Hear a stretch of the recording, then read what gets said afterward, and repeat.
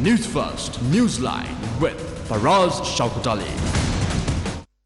And top of the morning to you, this is Newsline, live as always from the Newsfirst studios in Dawson Street in Colombo.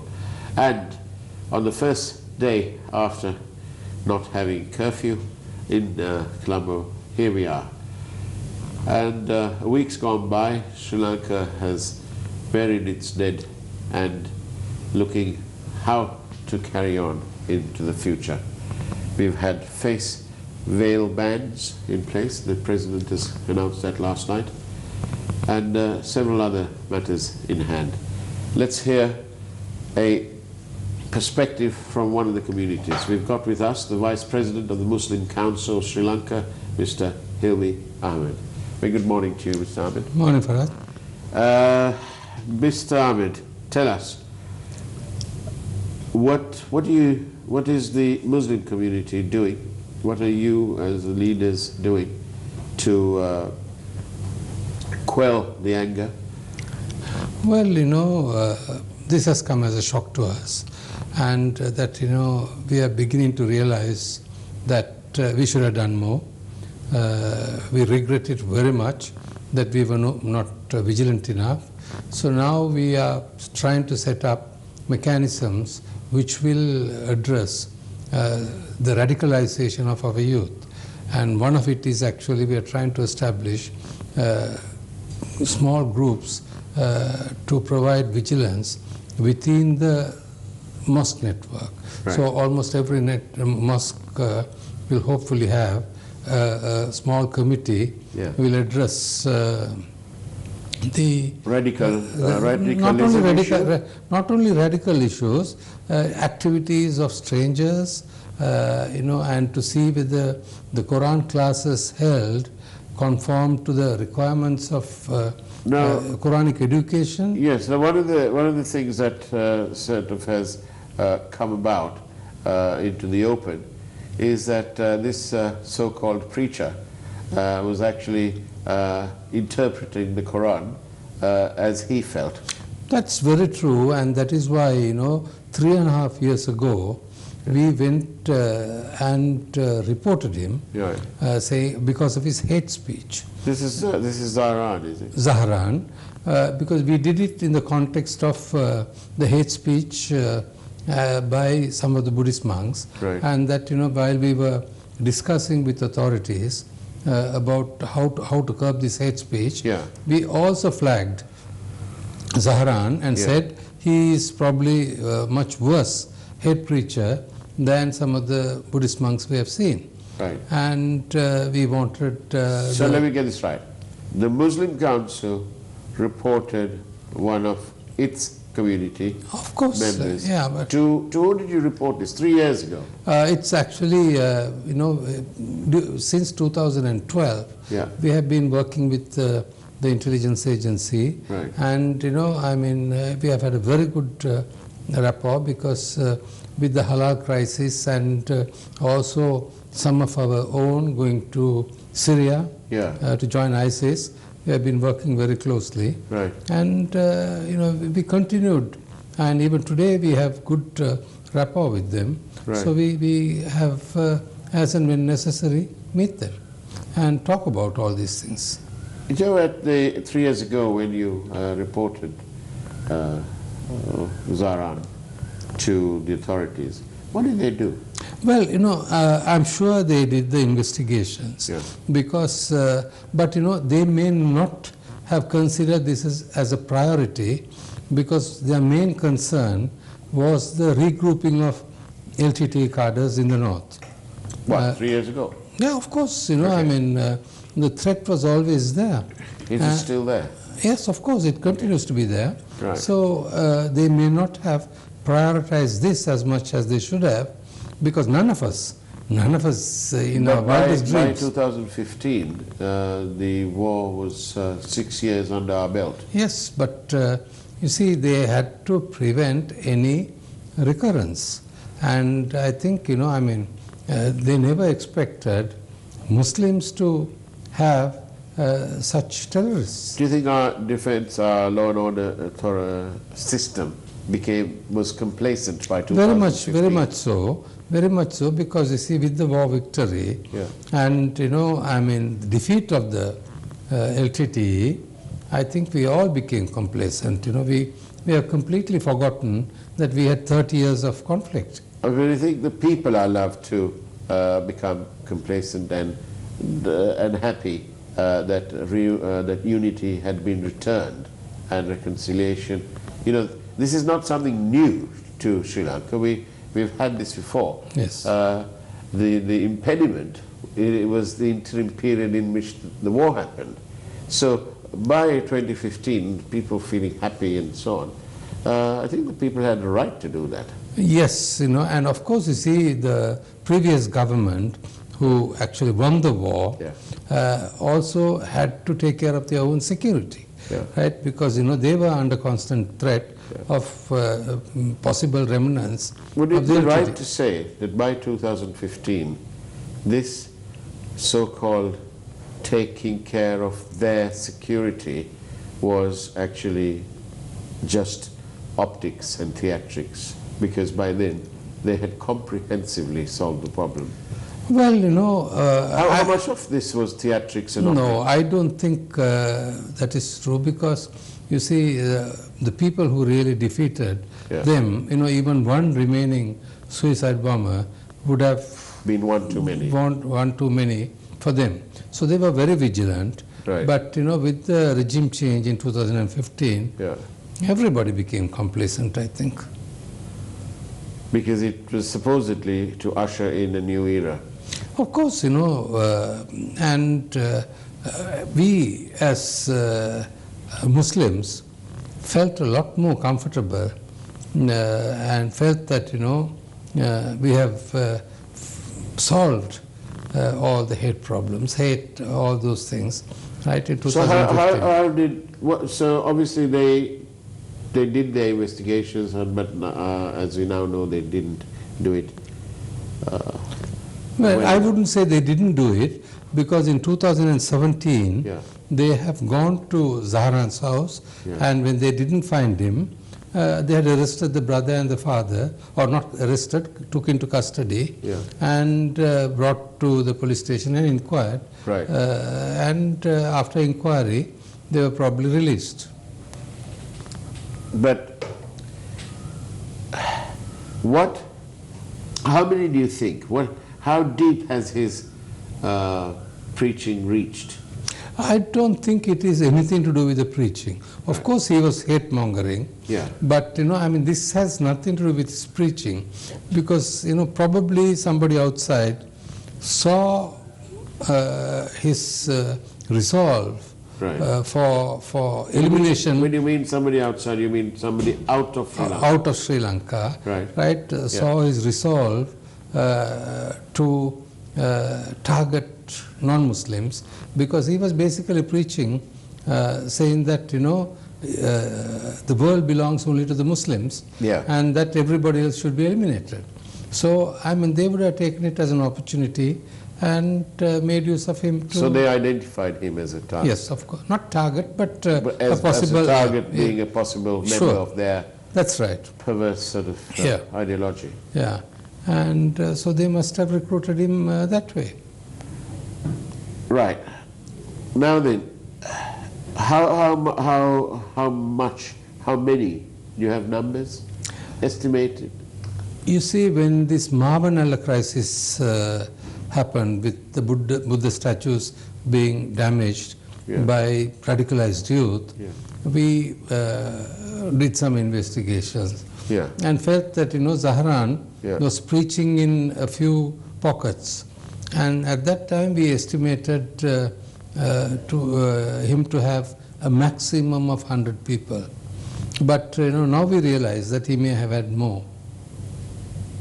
Right. As you know, on Newsline we encourage you to send us your questions by SMS 0772 300 305. The messages have already started.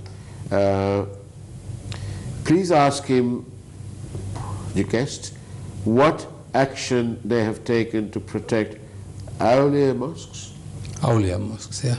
No, well, I mean, I don't think, it's a question of protecting just mosques. Right. Right? I think, the national security should take precedence, and that, of course, you see, we need to protect our mosques. Yeah. But more than that, we need to protect the people. And how do you feel? The Cardinal Malcolm Ranjit asked that Sunday Mass not be held and so on. How do you feel about that? The Cardinal has become the Jacinta of Sri Lanka. Yeah. Right? He is the man behind the peace that has prevailed since the attack. They're doing a grand job, aren't they? Lovely. I mean, it's just unimaginable that we have a person of his caliber in Sri Lanka. In Negombo, I've been there several times. The St. Sebastian's Church had organized, out of the 112 people who died from their parish, it amounts to 70 houses. And they sent a priest, a father, and 2 sisters, nuns, to each house so that they could have their own private mass, if you like. Yeah. And I thought that took a lot of organizing. And not only that, they were so disciplined. And also, you see, the Christian community followed the instructions of the Cardinal. Right? And, that will not be seen amongst any other community in Sri Lanka. How difficult has it been to address the Muslim community? Well, the Muslim community is standing by. You see, the absolute majority of Muslims will not condone this kind of terrorism. Yeah. And, they are all angry. They all regret that they didn't do more. So I think, the Muslim community has come forward, right, to work and to prevent any further erosion of the peace we have had. And several questions about the banning of the full face cover. What do you call that? It's actually the burqa or the niqab.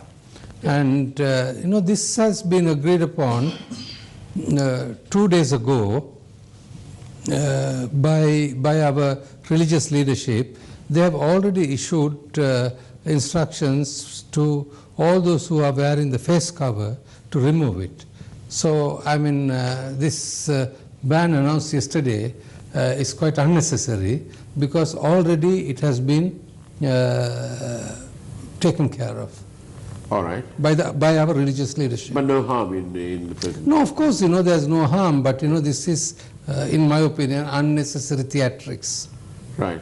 But it's maybe not as much theatrics as the Prime Minister, Ranil Wickremesinghe, who, on the one hand, we have Cardinal Malcolm Ranjit's word on that, that he was told that although the threat had been received, intelligence had been received, that the law and order situation wasn't under him. And we had the Prime Minister say that to at least 3 or 4 international networks that I've seen, and several more. Why is this business?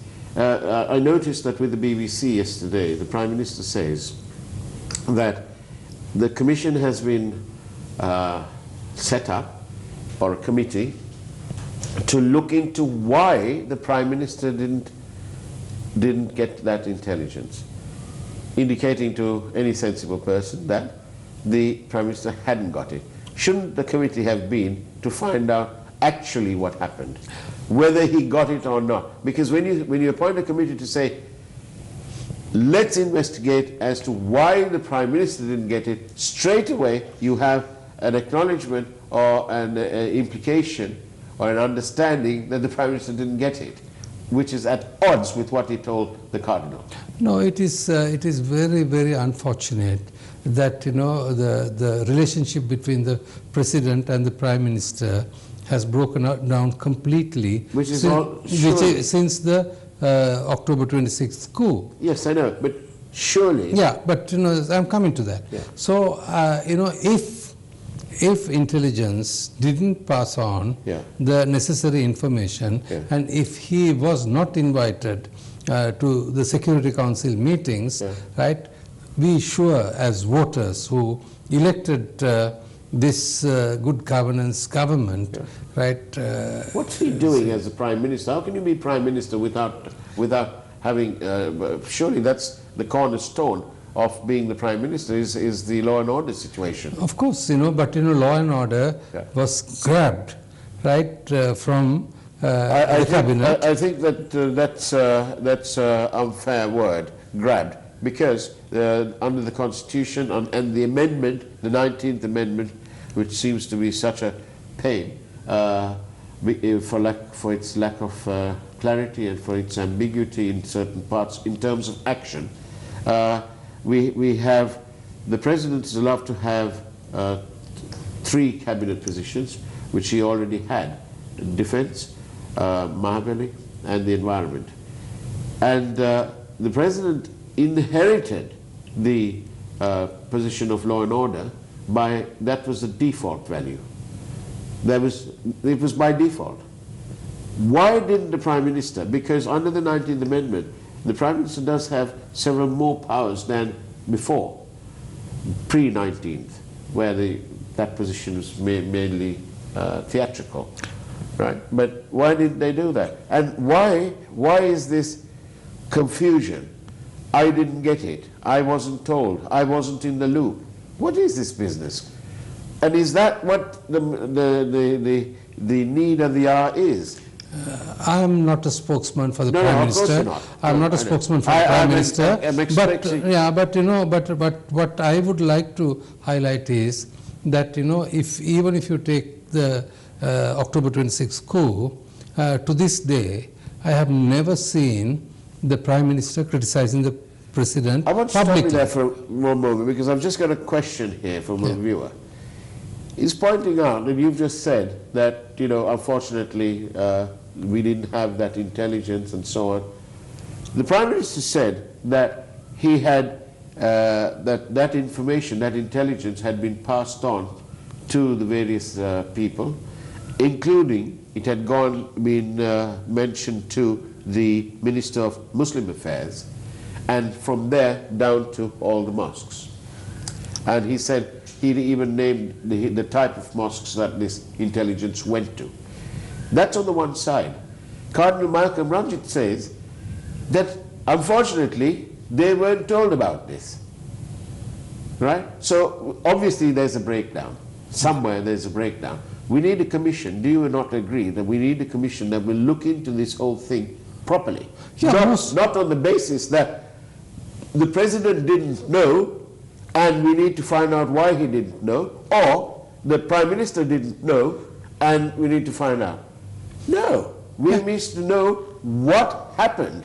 Yes, most certainly the government has a huge responsibility, and the President should be appointing that committee to look into where things did not work. But it's more important that, even if the government doesn't do, I think it is important that the civil society comes forward to see why law and order broke down, communication broke down, intelligence not passed on to the right people at the right time. President claims that he didn't, but there were reports that he got it 10 days before this. Right. So who is telling the truth? That's why we need the committee. What are your views, Mr. Ahmed, about the banning of a couple of organizations? Well, it is very, very important that any radical group should be banned. It's not just Muslim groups that has to be banned, but there are lots of other groups too, right? And the government should basically bring in laws that will address this hate campaign and violence. We have another question. Do you think fanaticism leads to violence? Should religion, or for that matter any system, encourage blind, unquestioning faith? On hindsight, yes, I would agree. Because you see, earlier on, we didn't have the wildest dream that this kind of thing could happen within the Muslim community. right? But now we know otherwise. So I think, the future, right, we have to be a lot more alert. And, the responsibility is with us also as a community to make sure that, this is never repeated. Another question. Why can't we ban this like they have done in France? Why can't we ban what? Ban the covering of the face? Yeah, by legislation. Yeah, if legislation is required, if people are not willing, it appears that it is. No, if people are not willing to remove it voluntarily, right, you will need legislation. Because you see, among the Muslims, right, we have the Al-Silan Jamate Ulama, right, who would give instructions to the Muslim community as to what needs to be done on religious matters, right, and they have clearly given that verdict 3 days ago, right, and said, please, for security reasons, right, to allow, the responsibility or the religious responsibility of that lies solely with them, and nobody else should be interfering, because otherwise, today it will be the veil, tomorrow it will be the cap, after that it will be the beard. So I mean, there is absolutely no necessity to infringe. France is doing all right now. No, France, it is a total failure. It's a total failure in France. That's the every country which has banned it, right, probably is regretting. But it should have been much better to have consultations with the community and get it removed voluntarily. Well, obviously, because your efforts to control hate speech and the misinterpretation of the holy books and so on has failed to a point. And therefore, the government now feel that we've got to do something a little bit more drastic than before. By banning this by legislation. But banning it is only going to alienate more people, right, from this, right? And there will be unnecessary, and you might even drive more people into radical thinking, right? Why? But why when you can do it voluntarily, why try to impose a ban? But isn't it true that along with the advent several years ago of opportunities in the Middle East for work and so on, eventually what has happened is that the adaptation of this sort of Wahhabi use of various things like covering up and so on, didn't that play a role in almost alienating, making the Muslim community that much different from what it was? Isn't that one of the... Yes, totally agree. But you must also see the evolution of clothing, right? The Sinhalese didn't wear the same thing as jeans and t-shirt, right, 50 years ago, right? Today they have changed. Similarly, but unfortunately, this is not a really good comparison. No, but let me explain to you, right? With the opening of opportunities for people to travel, not just as housemates and expatriate workers, but also pilgrimage became so much more easier. See, when in our childhood, we only heard about people going for Hajj, right? But today, right, there are more people going for what we call Umrah, right, than Hajj, right? So people are traveling, they're seeing this thing. And one thing, when they go to land at the Jeddah airport and when they go out, all females will have to wear this cloak, right? It's compulsory in Saudi Arabia. So they buy one, and probably when they are in Saudi Arabia, they realize that it's a convenient... You do in Rome as the Romans do. That's true, that's right. But when they come back, right, they have something expensive, and it's led to this difference, whereas once upon a time they were considered to be part of the fabric There was no difference. No. There was no outward difference. And Yes. now there is. Yeah, I totally agree that, the fear is that some alien culture is taking over. Yes, but also because of the nature of the cover. It is being misused in so many instances to do unwanted things, because it's a cover. Yeah. You don't know what's behind it. Yeah. We saw stuff on social media that there was a man in this cover and so on. It makes, in a world where security is and terrorism is a global problem, and it's a big challenge globally, one really hardly needs additional matters to compound the matter. You must realize that none of the suicide bombers were in any of that clothing. They were in jeans and t-shirt. I didn't make that comparison. But they were in normal jeans and t-shirt, right? But what is important, of course, you see, I am fully with you that an alien culture has set into our this thing. There's absolutely no need Islamically to follow the Saudi Arabian culture. Right? 30 years ago, the burqas were not seen in the world. Should not such inclusion be prevented in religion? Yeah, you probably will remember that we had curtains even in cars. Right? When Muslim women traveled, they put those curtains, right, and traveled around. And also, you see, don't forget that Muslim women were housebound in the before 30 years.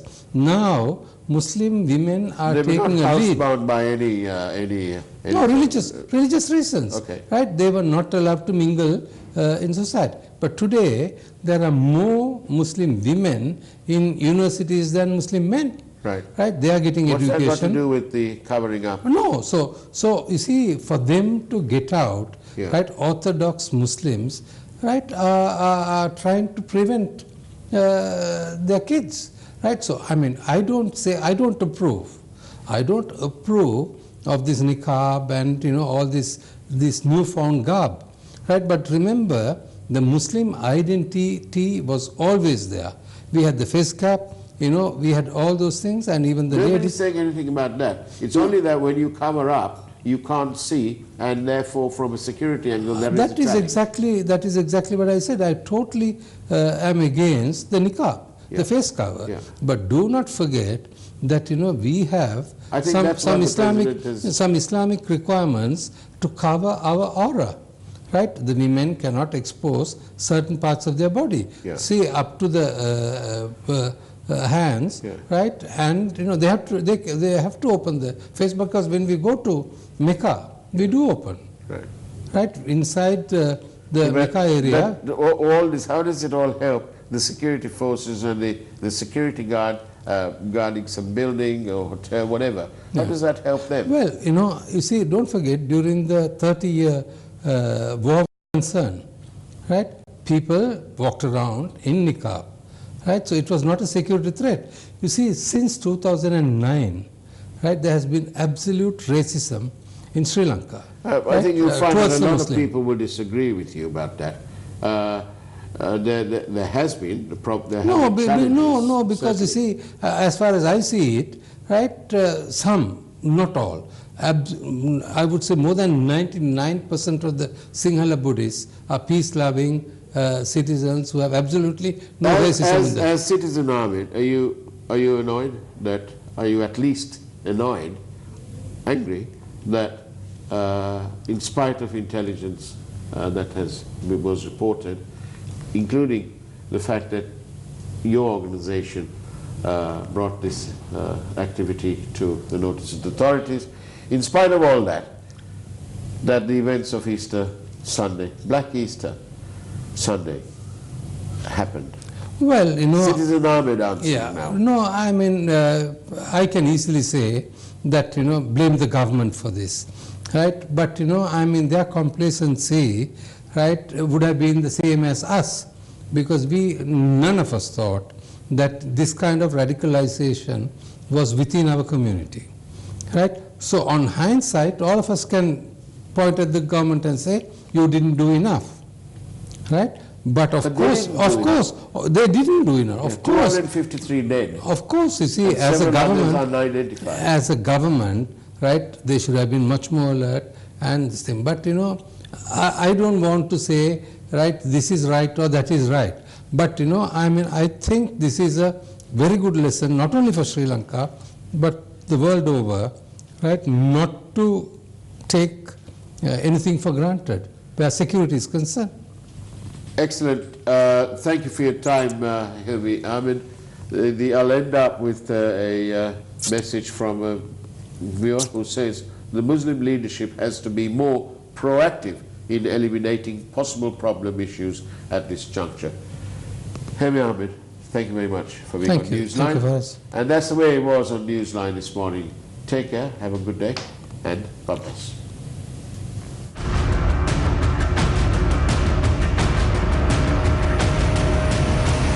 News First, Newsline with Faraz Shaukat Ali.